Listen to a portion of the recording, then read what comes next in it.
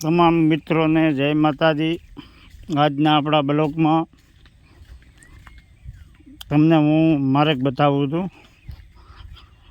તમે જોજો કે આપણે અત્યારે નીકળ્યા છીએ કાશવીથી ભરડાસર જવા માટે। કાશવીથી ભરડાસર જવાનો માર્ગ।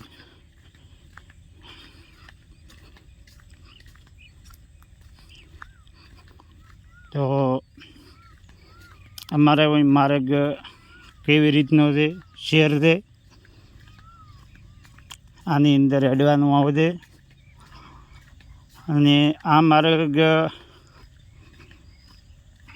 અત્યારે બંધ હાલતમાં છે, વાવાઝોડું આવ્યું ત્યારનો બંધ છે।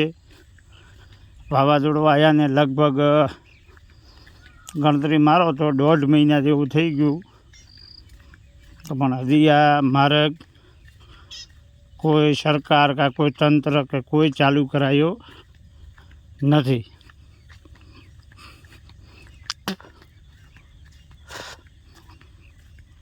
આ માર્ગની હાલત ઘણી ખરાબ છે।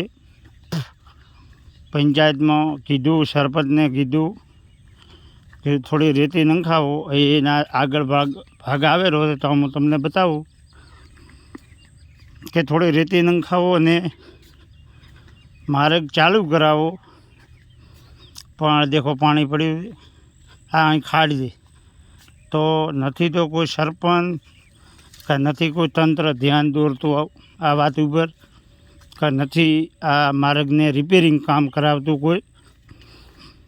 અને એમ કહે છે કે અમે પબ્લિકની મદદ કરીએ, અમારી મદદ કરવા કોઈ આવ્યું નથી। આ દેખો, આ રસ્તા વચ્ચે મોટો ખાડો, વળી બીજા નંબરનો ખાડો, અને અત્યારે એકદમ ગંદકી થઈ ગઈ, મચ્છર વધી ગયા। અને છોકરાઓને ભણવા જવું હોય સ્કૂલે, હવે ચાલુ થાય સ્કૂલો, તો કેવી રીતે આ બાજુમાં જુઓ એકલું પાણી પડ્યું, અને અહીં આગળ જુઓ ચાલી શકાતું નથી, અને પૂરેપૂરો માર્ગે ફેલ। તો અમારે અહીં કેવી રીતે ચાલવું? સરપંચ હોય કે કોઈ બી હોય, ભલે પંચાયતમાં રજૂઆત કરવા છતાં કોઈ ધ્યાન આપતું નથી। અને સરકાર એમ કહે છે કે બીજેપીની સરકાર છે અને રોડ થઈ જશે ને આમ થઈ જશે, આજે ઓલા નેતા આવી ગયા ને આજે ઓલા નેતા આવી ગયા, કોઈ નેતા કોઈ કરતા નથી। હવે તમે ખુદ વિચાર કરો કે આ ગારાની અંદર કેવી રીતે ચાલવું, અને રસ્તો પૂરો બ્લોક છે। આ રસ્તાનું કોઈ સમારકામ થતું નથી, કેમ કે બે ગામને જોડતો માર્ગ છે, કાશવીથી ભરડાસર બે ગામને જોડતો માર્ગ છે। આ માર્ગનું કોઈ સમારકામ કોઈ પંચાયત કો અધિકારી કો કોઈ આવ્યું નથી। અને આ રસ્તો શમશાન જેવો પડ્યો છે।